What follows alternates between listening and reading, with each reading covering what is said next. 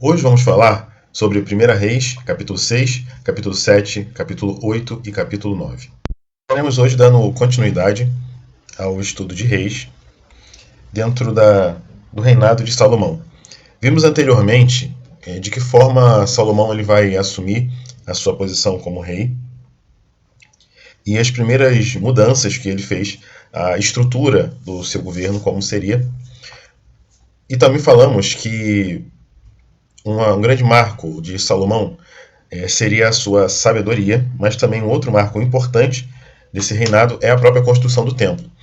Porque mediante a essa paz que a sabedoria de Salomão trouxe, um período de ausências de guerras durante esse reinado dele, e pelo contrário, eles tiveram um tempo de crescer, se desenvolver.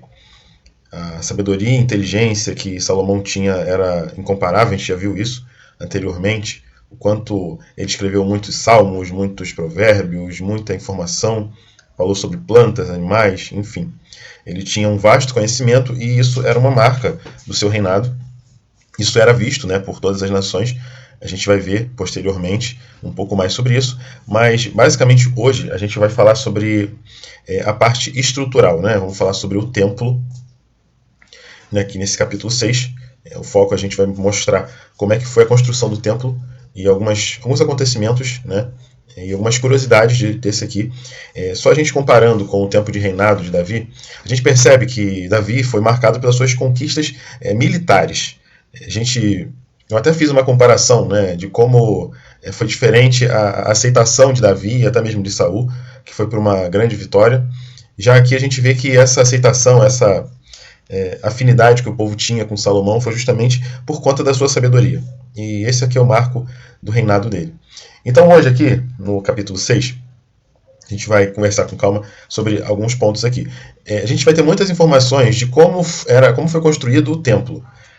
Só que eu não vou ler e não vou explicar minuciosamente cada detalhe do templo, porque senão a gente gastaria muito tempo aqui sobre isso.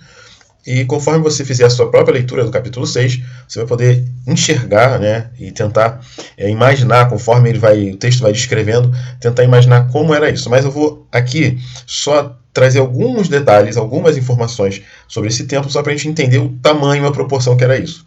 Vamos lá. Do capítulo 1 até o capítulo 13, essa parte inicial que a gente vai conversar aqui. A primeira informação que o texto nos mostra é que 400 anos depois que o povo saiu do Egito, foi então iniciado a construção desse templo. Então, a gente aqui está falando da saída do Egito, com Moisés, já com seus 80 anos, e daquele momento até esse momento aqui de Salomão, a gente tem aí quase 500 anos de diferença. Então, tudo que conversamos do Êxodo até esse capítulo 6, passaram-se 480 anos. E a outra informação é que essas obras iniciaram no 4º ano do reinado de Salomão. Essas são as primeiras informações que o texto vai nos dar. Depois, ele vai nos dar algumas informações sobre o tamanho do templo. Lembrando, eu já falei anteriormente, mas como faz um bom tempo que a gente já falou sobre isso, e também alguns podem estar apenas ouvindo este áudio aqui, as medidas que a gente tem nas escrituras, elas não são dentro do nosso sistema atual de medidas. Porém, algumas versões, algumas traduções da Bíblia, eles fazem uma tradução até mesmo da medida, tentando trazer aquela medida original para uma medida, eles convertem todos aqueles valores para uma medida atual, para a gente poder ter uma visão mais atualizada de como seria o tamanho das coisas, ou o peso de algumas coisas. E não foi em metros que foi medido, eu vou dar sempre em metros aqui, porque eu uso a nova versão atualizada, a Almeida atualizada, e nela eles fazem essa conversão para facilitar quem está lendo. Porque se a gente for falar em côvado, em outros tipos de medidas que eles usavam na época, a gente não vai entender muita coisa, não vai conseguir visualizar, não vai conseguir imaginar como é que o tamanho das coisas. Então a gente está trazendo aqui em metros, justamente porque é dentro dessa tradução que eu uso de leitura, que é a tradução que a gente tem acompanhado desde o começo aqui, a gente sempre usa esse aqui, e às vezes eu leio outros, mas boa parte das nossas leituras estão aqui nessa mesma tradução. E esses valores também eles são aproximados, porque são conversões, né? Mas nos darão um norte para a gente poder conseguir tentar enxergar e tentar mensurar, né, o tamanho desse templo. Diz então o texto que o templo ele tinha 27 metros de comprimento, 9 metros de largura e 13 metros e meio de altura. Então veja o tamanho que esse templo ele tinha. E um detalhe que eu achei muito interessante, que eu vou ler esse versículo, está no versículo 7. Olha só. O templo foi construído com pedras já preparadas nas pedreiras, de maneira que durante a construção não se ouviu nenhum barulho de martelo, machado ou qualquer outro instrumento de ferro. Olha que interessante, né? Ele trouxe para o templo, para o local ali onde ia fazer a construção, já todo o material pronto. Hoje a gente fala muito sobre prédios ou casas pré-moldadas que realmente aceleram, né, vamos dizer assim, aceleram o processo de produção de uma casa, porque já são pré-fabricados em outro local. Seria mais ou menos isso aqui. Óbvio que a gente está falando de pedras, né? Então elas tiveram que ser empilhadas, organizadas, mas o interessante é que ali na construção foi uma construção limpa, porque não foi necessário quebrar, fazer poeira, né? Eles só encaixaram, né, juntaram ali. E isso é interessante, né? Olha que tecnologia já para aquele tempo, olha que ideia, né, que esse homem já teve naquele tempo. Isso mostra justamente o tamanho da sabedoria desse homem aqui, que Deus deu para ele, né? E foi justamente esse pedido que ele fez. E eu preciso ler também versículo 11, 12 e 13, por quê? A gente precisa lembrar que inicialmente Deus ele não queria um templo. Na verdade, Deus não quer um templo. Ele aceita, Deus permite, mas necessariamente ele não é a vontade de Deus que realmente seja feito um templo. Ele não acha errado, ele não se opõe, mas não é o que ele quer, não é o que ele deseja. Então, por isso, Deus ele deixa muito claro aqui, a partir do versículo 11 ao 13, que eu vou ler agora, qual é a posição de Deus sobre isso tudo que está acontecendo. Você vê que no meio do texto, né, o 14 em diante continua a construção, mas no meio a gente vê que Deus ele dá essa informação aqui, Deus dá uma palavra sobre toda essa construção. Olha o que está escrito no texto. Versículo 11. Então a palavra do Senhor veio a Salomão dizendo: quanto a este templo que você está edificando, se você andar nos meus estatutos e executar os meus juízos e guardar todos os meus mandamentos, andando neles, cumprirei com você a minha palavra, a qual falei a Davi, seu pai, e habitarei no meio dos filhos de Israel, e não abandonarei o meu povo. Então a gente vê que no meio dessa construção, o que Deus está exigindo a Salomão é que ele permaneça fiel à palavra dele.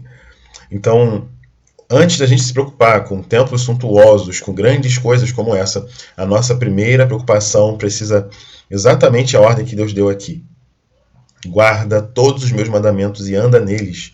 E justamente a gente vai ver Deus dando novamente essa instrução a Salomão, mais para frente, quando ele for orar pelo templo. Né? Nesse momento de consagração, Deus vai novamente dar essa mesma informação para ele. Salomão, é muito bom você estar edificando, não tem problema nenhum. Só que eu quero que você continue guardando as minhas palavras. Por quê? Porque dessa forma eu vou cumprir o que eu já falei para Davi, seu pai. O que garante não é o templo, não é a aparência, não é o exterior, e sim o que você tem cumprido. Então a gente precisa entender que Deus é como se Deus parasse essa construção no meio. Não é isso que o texto está dizendo. Mas no meio do texto aqui, desse capítulo que só mostra a construção do templo, tem essa informação de Deus falando aqui. Isso é importante porque é como eu falei, como se Deus parasse essa obra e falasse assim: Salomão, tá muito boa essa obra, poxa, tá ficando bonito, tá ficando muito top, só que eu quero que você não pode esquecer de uma coisa: continue andando nos meus caminhos, guarde os meus mandamentos. Isso é muito mais importante do que tudo isso que você está fazendo aí. Tudo isso aí com o tempo passa, mas você não pode deixar de cumprir a minha palavra. Isso, se a gente encerrar nossa aula aqui de hoje, essa frase precisa ficar estampada na nossa alma, no nosso coração. O quanto nós precisamos de fato olhar para as Escrituras, aprender com elas e viver, porque nós chamamos a Bíblia de nossa regra de fé e prática. Só que às vezes as nossas práticas não estão condizentes com a nossa regra. Então não faz muito sentido a gente ter uma vida diferente daquilo que as Escrituras mandam. E justamente é isso que Deus está falando para Salomão. Salomão, você só precisa viver a minha palavra, para eu andar no meio de vocês, para que não falte herdeiro no trono. Para eu cumprir as minhas promessas, você precisa permanecer fiel à minha palavra. Essa é a grande mensagem que Deus vai trazer. Né? Essa ideia do herdeiro não aparece nesse texto aqui, mas não de forma direta, mas de uma forma mais direta, e Deus vai enfatizar mais na frente, depois quando Salomão for orar pelo templo. Então é importante a gente entender isso. Essa é a grande lição, né? Mediante todo esse prédio suntuoso que ele está construindo, o que é mais importante não são as nossas agendas, nossos compromissos, nossos eventos, nossas festas, nossos templos, mas o que é mais importante para Deus realmente é que a gente cumpra a palavra dele. Isso é o mais fundamental. Seguindo, a gente vai ver, a partir do versículo 14, falando sobre o Santo dos Santos, do 14 até o 22, algumas informações que eu vou dar.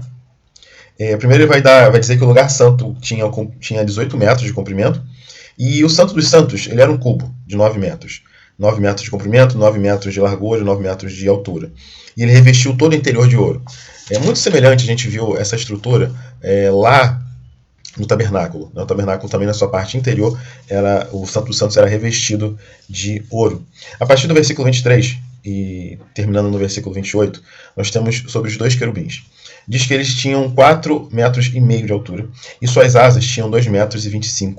E ele também cobriu esses querubins de ouro. E a última informação que ele vai trazer é sobre a ornamentação das paredes e das portas, do verso 29 ao verso 36. E aqui o texto vai dar todos os detalhes, né? Como eu disse, eu não vou parar para ler, mas o texto vai nos mostrar todos os detalhes. E o que eu quero ler desse capítulo aqui, finalizando esse capítulo, é versículo 37 e versículo 38, que é a conclusão dessa construção. Diz o seguinte: no 4º ano, no mês de Zif, foi lançado o fundamento da casa do Senhor. E no 11º ano, no mês de Bul, que é o 8º mês, o templo foi concluído com todas as suas dependências, tal como deveria ser. Salomão levou 7 anos para edificá-lo. O tempo de construção foi de 7 anos, né? Toda essa construção que ele fez aqui. E dessa forma a gente encerra a construção do templo. E a partir agora de 1 Reis, capítulo 7, a gente vai começar a ver como foi a construção do Palácio de Salomão. Porque também diz que ele construiu o templo, mas agora ele construiu seu próprio palácio. E o versículo 1 diz que Salomão construiu seu palácio e levou 13 anos para concluí-lo. A gente vai vendo quais foram essas construções. Do versículo 2 ao versículo 5, a gente vai ver sobre a casa do bosque do Líbano, que tinha 44 metros de comprimento, 22 metros de largura e 13,5 metros de altura. No versículo 6, vai mostrar o salão das colunas, tinha 22 metros de comprimento e 13,5 metros de largura.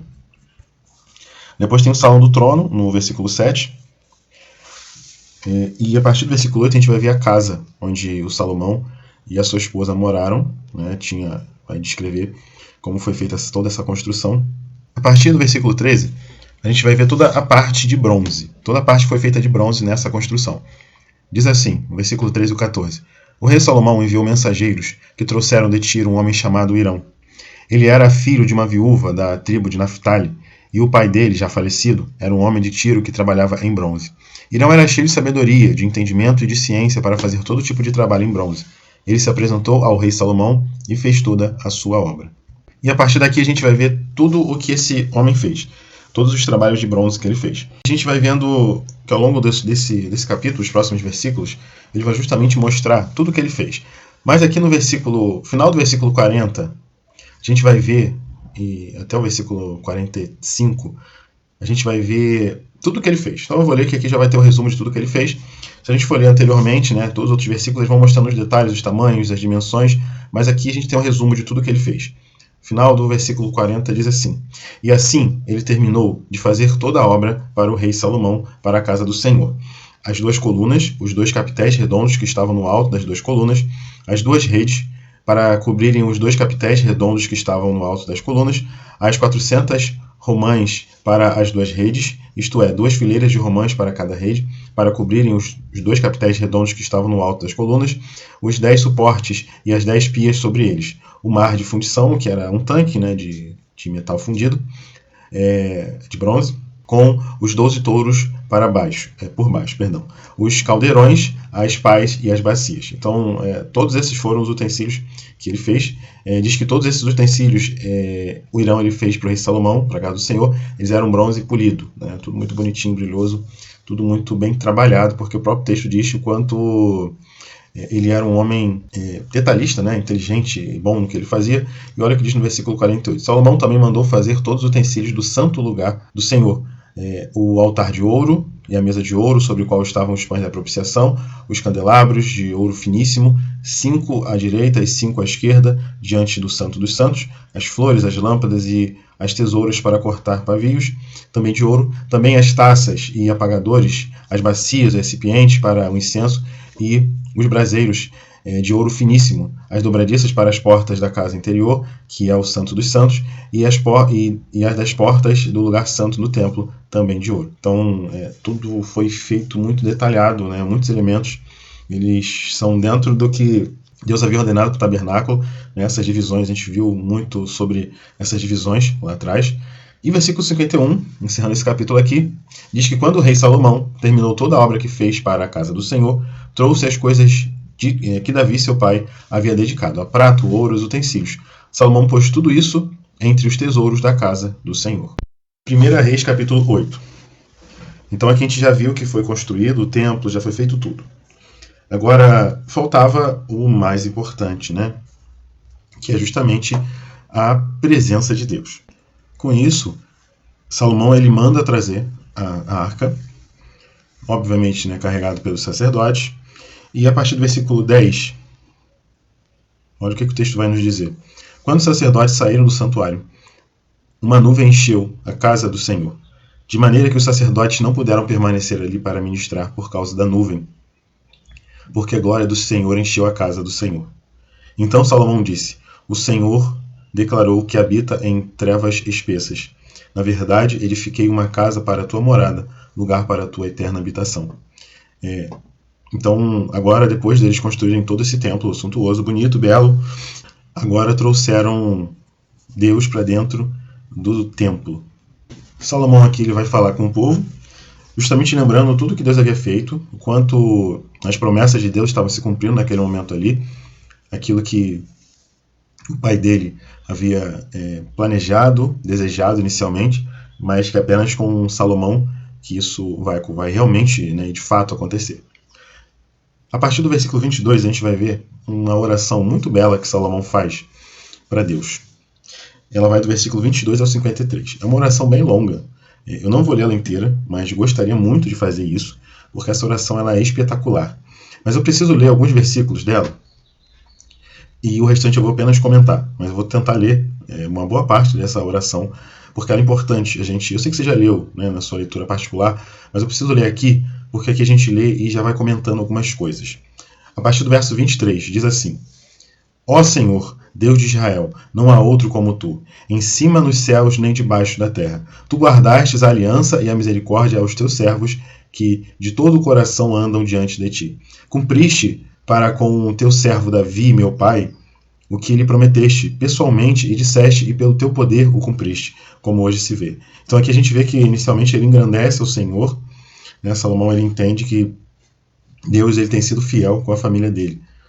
Versículo 25. Agora, pois, ó Senhor, Deus de Israel, cumpre a outra promessa que fizeste ao teu servo Davi, meu pai, quando declaraste, dizendo: nunca lhe faltará sucessor diante de mim, que se assente no trono de Israel, contanto que seus filhos guardem o seu caminho para andarem diante de mim como você andou. Agora também, ó Deus de Israel, que se cumpra a palavra que disseste a teu servo Davi, meu pai. Então aqui ele vai relembrar Deus, vamos dizer assim, né, da promessa que Deus havia feito a Davi. E como eu disse inicialmente no início da nossa aula de hoje, o quanto que essa promessa da permanência da descendência de Davi no trono estava totalmente condicionada à obediência às leis de Deus. Então esse aqui é o ponto mais fundamental de tudo isso aqui. Versículo 27. Mas será que de fato Deus poderia habitar na terra?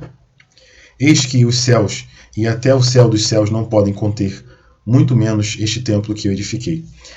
É interessante ele falar isso no verso 27, é que ele quer deixar claro que o templo pode ser lindo, pode ser grande, pode ser o que for, mas Deus ele é muito maior do que isso. Se nem o céu dos céus consegue conter o Senhor, que dirá um templo feito por mão humana. Versículo 28. Atenta, pois, para a oração do teu servo e para a sua súplica ao Senhor, meu Deus.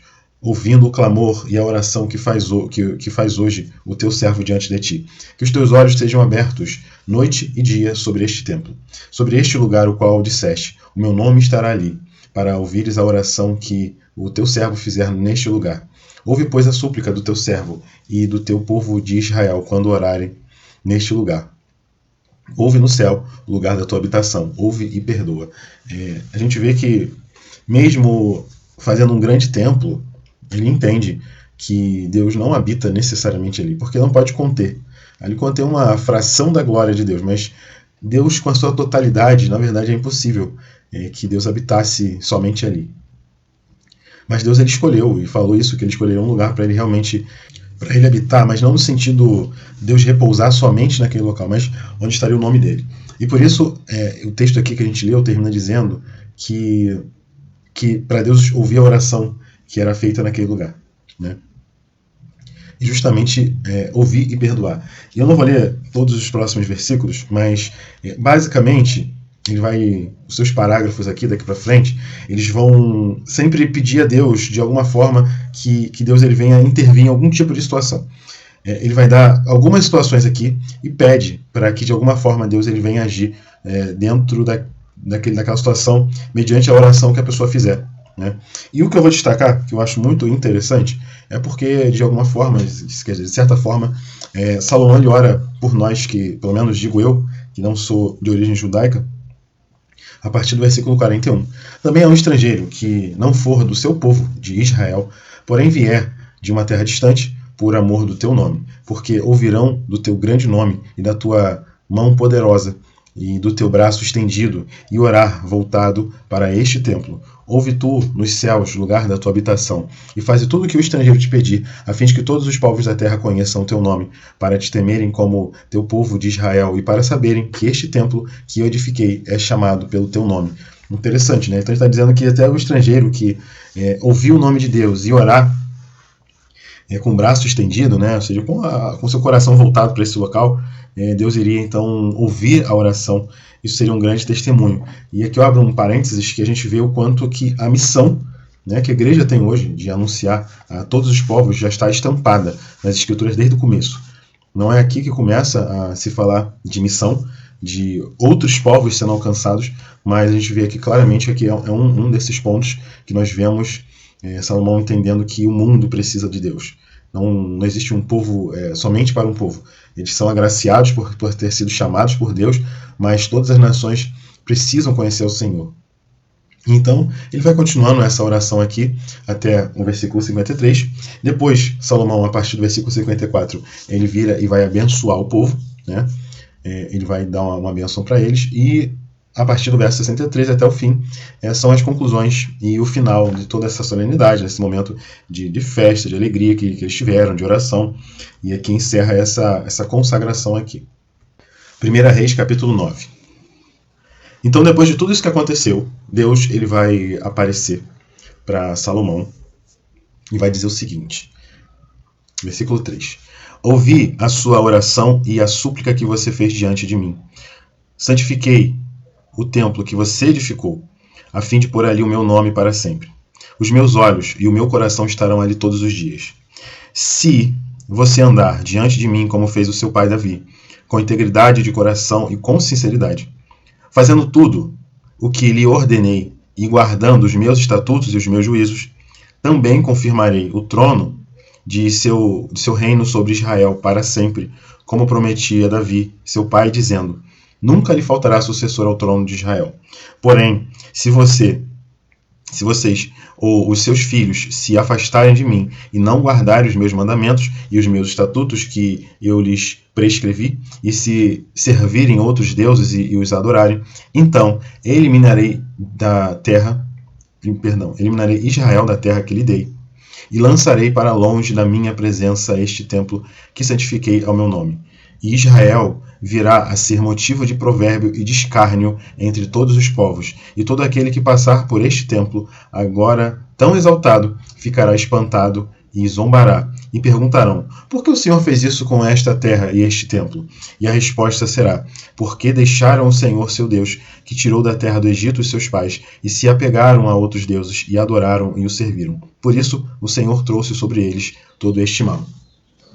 A gente viu que depois de todas essas coisas que aconteceram, construção desse templo suntuoso, orações, festas, momentos, abençoadores e tal, a resposta de Deus é essa: gostei do templo, eu escolhi botar meu nome, eu santifiquei, eu fiz, aconteci.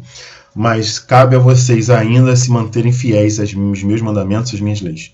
Não adianta a gente insistir em fazer da nossa forma, querer fazer coisas lindas para o Senhor, se de fato o nosso coração ele não está realmente voltado para obedecer ao Senhor. Essa é a grande mensagem que a gente tem repetido desde o começo aqui. Deus ele para a construção para falar isso.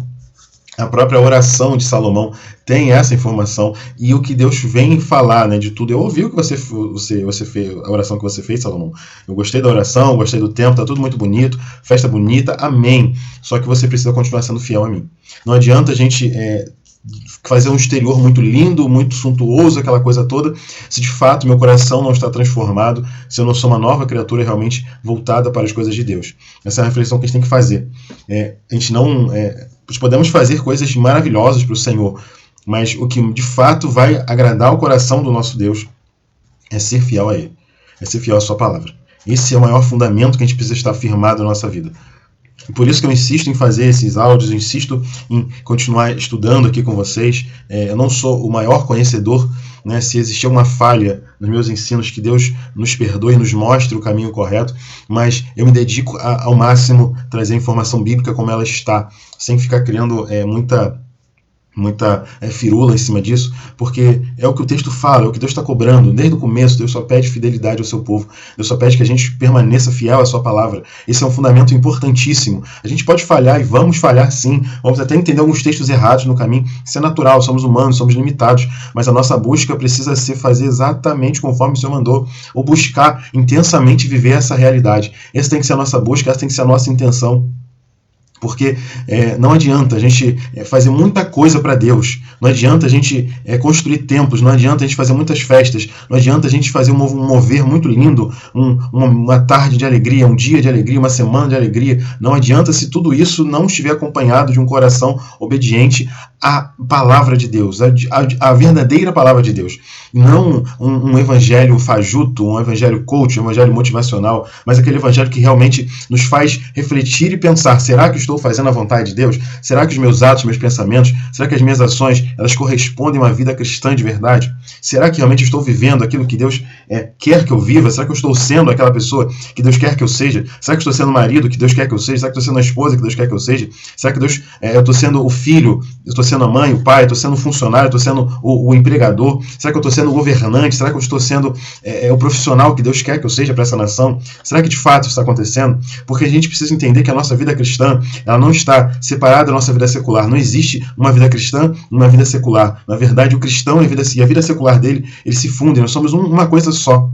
Então, quando a gente começa a entender isso e começa a pensar: será que a minha vida realmente está refletindo a glória de Deus? Será que realmente nos meus atos, nos meus pensamentos, eu estou de fato vivenciando aquilo que Deus ele quer que eu viva? Porque o padrão, a gente tem falado desde o começo disso, quem dá o padrão da nosso relacionamento, tanto com Deus quanto com as pessoas, é o próprio Criador. Não é o que eu acho, não é o que eu quero, é o que Deus planeja para as nossas vidas. Porque as leis de Deus nos trazem paz, nos trazem tranquilidade, elas evitam guerras, evitam problemas. Então a gente precisa sim entender essa mensagem que Deus falou para Salomão e hoje quer falar conosco. Vivam a minha palavra de forma correta, de forma intensa, de forma coerente. Essa tem que ser o nosso maior foco, o nosso maior objetivo: viver a palavra de Deus. Para a gente concluir nossa leitura de hoje, nosso estudo de hoje, nós temos a partir do verso 10 até o final do capítulo. Eu não vou explanar muito isso, mas basicamente vai mostrar as demais atividades de Salomão, terminando a ideia de que durante esses 20 anos ele construiu a casa do Senhor e o Palácio Real, 7 anos e 13, respectivamente. E então vai mostrar ele em Irão, por conta do todo o trabalho que ele fez. Ele vai dar algumas cidades, mas a princípio o Irão não vai gostar dessas cidades. E ele vai oferecer outras cidades. E basicamente o final desse capítulo vai mostrando, né, algumas atividades que ele fazia, os seus holocaustos, algumas cidades que ele construiu também, frotas de navios que ele construiu, enfim. E aqui a gente vai ver a glória e a riqueza de Salomão após essa construção do templo. Que Deus continue nos abençoando.